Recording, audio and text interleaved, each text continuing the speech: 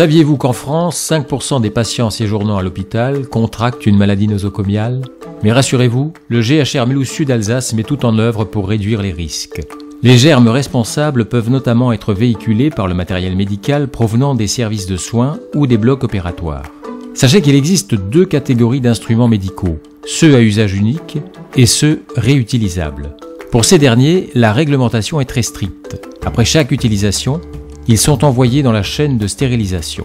Le but ultime de la stérilisation, c'est d'éviter les transmissions croisées de micro-organismes, quels qu'ils soient, d'un patient à un autre. Dans ce chariot en provenance des blocs opératoires se trouvent de nombreux outils chirurgicaux qui viennent d'être utilisés. Avant d'arriver ici, ils sont passés par la première étape, celle de la pré-désinfection. Cela signifie qu'ils ont été trempés pendant 15 minutes dans une solution liquide. Ici, c'est la zone de tri-lavage. Ces instruments vont tout d'abord être nettoyés, soit en nettoyage manuel, ou bien en laveur désinfecteur. Donc c'est le mur de machine qui est derrière nous. En fait, nous, on vérifie toujours que toute l'instrumentation soit démontée et ouverte. Le ciseau, comme ça, il sera jamais lavé dans les morts. Donc il faut toujours qu'on vérifie que ce soit ouvert. Et puis pour les choses qui se démontent, comme les pointes de BE, on enlève.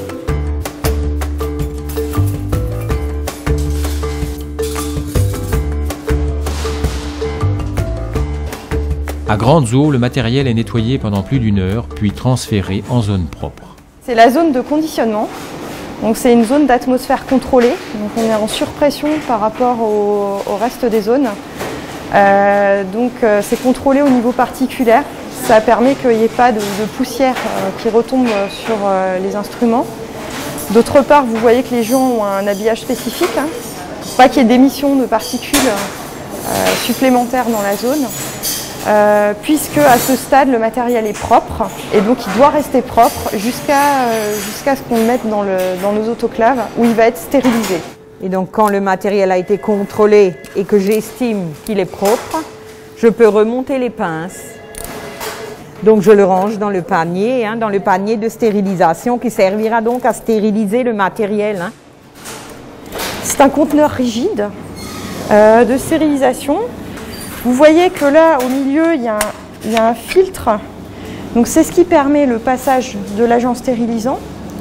Et ce filtre est protégé à l'extérieur par un petit surcouvercle ici, qui empêche que la poussière tombe et se dépose dans la boîte.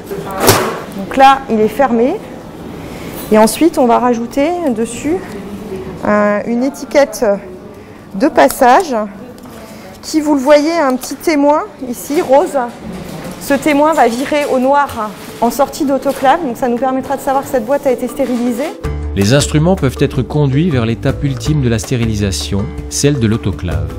Les normes françaises sont particulièrement rigoureuses avec un processus de stérilisation de minimum d'1h30, dont 18 minutes à plus de 134 degrés. C'est comme des cocottes minutes finalement, qui injectent de la vapeur sous pression dans la cuve qui contient le matériel. Et donc l'action à la fois de la vapeur saturée, de la pression et le temps de traitement qui va être appliqué va permettre la réalisation de la stérilisation proprement parlée. Vous avez l'autoclave qui est en train de finir et de décharger 2 embâches de matériel.